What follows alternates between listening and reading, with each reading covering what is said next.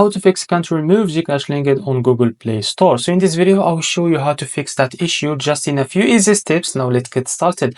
Now first of all, open the Google Play Store. So first unlock your phone and open the Google Play Store app. Now make sure you are logged into your account in the Google, of course. Now go to payment method. So tap on your profile icon in the top right corner, then go to payment and subscription and tap on payment method. So after that, tap on more payment settings. So scroll down and tap more payment settings. This will open a browse and take you to your Google payment page. Now after that, remove gcash from the list. So now you will see all payment methods linked to your Google account and find gcash, then tap remove and then or the trash icon or the trash can icon beside it. Now this is a bonus tip. So if you can't remove it, make sure you are using a browse, not just the app. So you are not using gcash as the default payment for any active subscription. So cancel the subscription first, then try again. So this is how to fix can't remove gcash link on Google Play Store. If you found this very helpful, please like and subscribe. See you next video.